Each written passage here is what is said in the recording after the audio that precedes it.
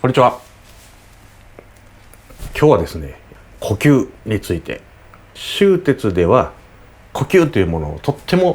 も大切なものだと考えているんですけども、修哲の呼吸以前の皆さんがもう当たり前のように分かっているつもりでいる腹式呼吸、正しくできてないっていう方が本当に多いので、修哲の正しい姿勢ということにもとっても悪い影響が出てきてしまうので、まずは知ってるつもりの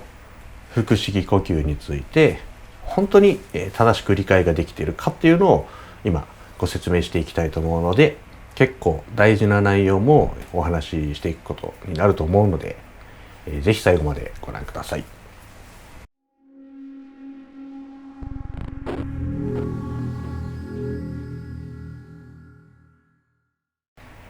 昔結構修哲始めた頃に僕丹田とかそういう言葉もちょこちょこ使ってたんですよね。その丹田っていうのはとてもね大事というかしっくりくる概念ではあるんですけれども、その身体操作と呼吸といろいろ合致した結果出てくる、体の感覚だと思うんですよね。その丹田の話をするにあたって呼吸の話っていうのは切っても切れないセットになってくるものなんですけれども、特に腹式呼吸というのがしっかりできないといけない。腹式呼吸って多分この動画を見てくださってる方も、皆さん知ってると思うんですよね。当然のように、腹式呼吸しているつもりで、正しく腹式呼吸ができてないっていう人がもうめちゃくちゃ多いですね。指導していてほとんどそうですね。ほとんどの人が正しくできてない。自分が腹式呼吸が本当に正しくできているのかっていうのを再確認してみてください。いつも口酸っぱく注意していることがあって、この胸をこういうふうに張らない、もしくは胸を上げない、反らさない、背中を反らさない、腰を反りすぎない、常々指導してるんですけれども、自然に呼吸をしてくださいっていうとみんな胸が呼吸につられて上がってしまう、胸が上がらないようにしてくださいって注意してたんですけども、よくよく観察してると、腹式呼吸がきちんとできてなくて、胸式呼吸になってるっていうのが、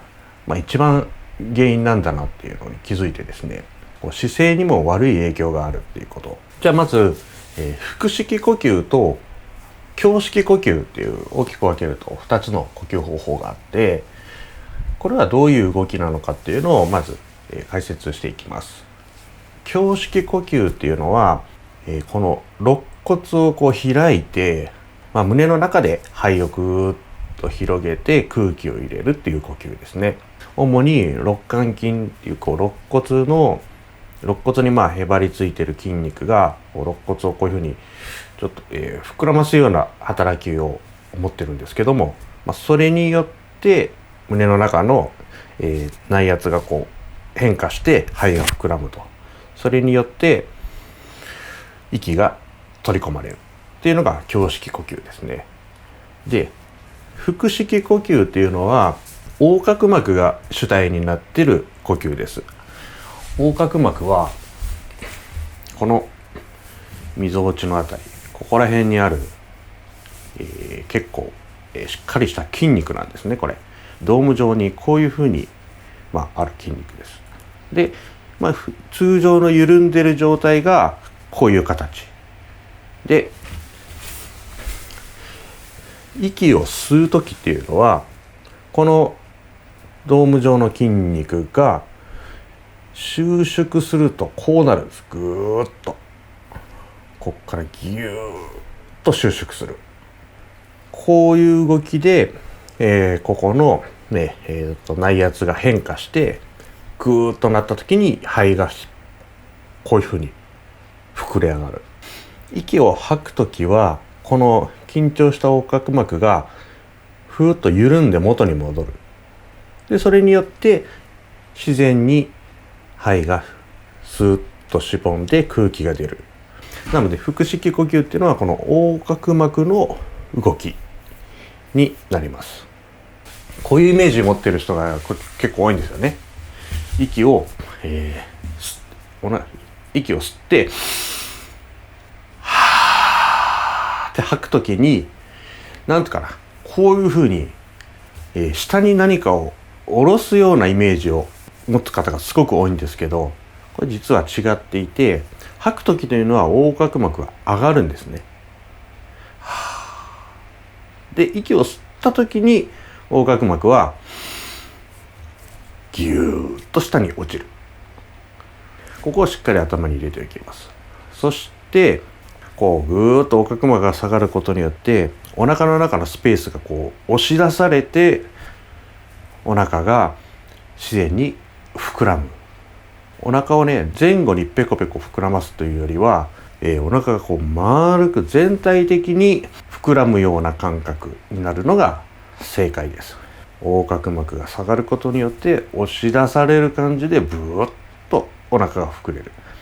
で、息を吐くときは横隔膜が上に戻るので、はーっとこうお腹が締まる。これが腹式呼吸です。腹式呼吸っていうのはこの横隔膜が動く呼吸になります。息を吸った時にブーッと風船みたいに膨らむ。で、もう息吐くとヒューッとしぼむ。この差がしっかりあればいいんですけど、あんまりねお腹が膨らまない人が多いと思います。これは正しく腹式呼吸ができてないということで、どうしてお腹が膨らまないかというと、一番の原因はこの横隔膜がしっかり収縮できてないんですね。ちょっとしか動いてないとか。そうすると、お腹の中のスペースっていうのは押し出されないのでほとんど膨らまない。横隔膜がしっかり動いてない、呼吸にしっかり使われてないっていうのが一番大きな原因ですね。もう一つ実はあって、腹式呼吸がしっかりできてない人に共通する特徴としては、こうリラックスしている時にお腹を触ってみると腹筋がねカチカチに固まっていることが多いです。腹直筋もそうですし、このみぞおちとか力を抜いている時っていうのは腹筋群はゆるゆるじゃないといけないですけど、常にここがなんかこう固まって緊張している人っていうのは、そういう人もプーッと膨らむことがなくて、正しい腹式呼吸ができてない。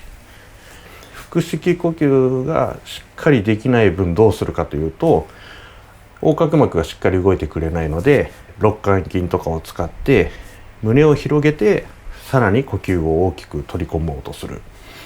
腹式呼吸と、胸式呼吸をミックスして使っていることが多い。これが多分ほとんどなんですよね。腹式呼吸してるつもりでも胸も一緒にこう動いてしまってるっていうことが多いと思います。ここがこういうふうに動いてる人は、腹式呼吸が、不十分って思ってもいいかなと思います。で、正しく腹式呼吸ができれば、ここから上が変化しないようにこういう感じで横隔膜の動きだけを使って、呼吸ができるので、今お腹はブーッと膨らんだりへこんだりしてるんですけど、ここら辺はこういう風にならないですよね。これがまず一番基本的なチェック方法なので、皆さんしっかりと腹式呼吸がまずできているかっていうのを確認してみてください。で、横隔膜がなんで動いてくれないかというと、しっかり鼻から息が吸えてない、鼻呼吸ができてないっていうことも原因の一つですね。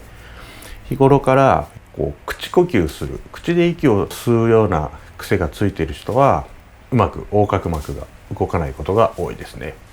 鼻呼吸をすることによって横隔膜に生理的な反射が起きるので、鼻から息を吸うことによって横隔膜がしっかり刺激を受ける、働こうとする。だけど口から吸うと横隔膜はあまり動いてくれないんです。そういうふうにできているので、試しにこういうふうに実験をしてもらうといいかなと思います。口から大きく息を吸うと多分胸いっぱいに息が入ってくる感じになりますね。あんまり横隔膜動かないんです。で、口じゃなくて鼻だけから息を吸うと、今度は胸じゃなくてお腹が動く、なんかお腹に空気が入ったような感覚になる。そういうふうに、鼻呼吸か口呼吸かっていうことで横隔膜がきちんと動いてくれるかどうかっていうことにも影響してくるので、この鼻から吸うというのは横隔膜をしっかり動かして正しい腹式呼吸をする上ではものすごく大切なことなので、そこも意識して改善してみてください。あとはですね、今までお話ししたことは分かってはいるけれども、なかなか横隔膜がしっかり動いてくれないっていう人はですね、ここで正しい姿勢っていうのも実は重要になってくるんです。中心軸がですね歪んでたり歪んでいたりっていう姿勢をすると横隔膜の動きも悪くなってくるんです。これね、実はとても重要な意味もあったりするんですけれども、まずそういうもんだっていうことを頭に入れといてください。正しい姿勢、正しい中心軸っていうのがきちんと見つかると、横隔膜っていうのはしっかりと動いてくれますし、体が歪んでると横隔膜の動きもちょっと阻害されてしまうということです。この内容はですね、もうめちゃくちゃ実は大事な内容なので、頭のね片隅に入れといてもらえればいいかなと思います。この横隔膜を使った腹式呼吸というのが正しくできると、ぐーっとお腹が、膨らんでせり出すようになって、その時にお腹がカッチカチに硬くタイヤみたいになります。息を吸うと、この時こういうふうにこうカッチンカチンになりますね。腹筋に力を入れてこういうふうに硬くできるかっていうと、腹筋固めてもね少しやっぱ弾力が出てしまうんですけども、腹圧、お腹の中の内圧っていうのをと高めることができると、こう本当に、ゴムタイヤみたいな硬さになりますので、打たれてもこう叩かれてもね、少々の衝撃では、びくともしなくなるので、しっかりと腹式呼吸ができて、さらにお腹の中の内圧をぐーっと高めていけているかっていうのもチェックしてみてください。中鉄の姿勢としての腹式呼吸の注意点というのが一つあって、横隔膜をしっかり動かしてお腹を膨らませようとすると、骨盤をこういうふうに丸めてしまいがちなんですね。骨盤をこう丸めるとお腹に空気が入りやすくなる。ですけど、これをやってしまうともう中鉄の姿勢が全く機能しなくなるので、ここは少しねさらに難しいんですけど、骨盤がしっかり立てて反る必要はないので、しっかり立った状態で腰を丸めないで腹式呼吸ができるようにすると。これが中鉄で腹式呼吸をやる上ではもうめちゃくちゃ大事なので、これも意識してやってみてください。呼吸に関してはこれだけではなくて、この基本の腹式呼吸ができた上で、さらにこのお腹の内圧をコントロールしていくとか、そういうことにもなってきますし、中鉄でやる姿勢というのはこの腹式呼吸がしっかりできないと、その先の話っていうのは全く理解することは不可能になってくるので、自分ができているのかなっていうのを再度確認してみてください。以上です。ありがとうございました。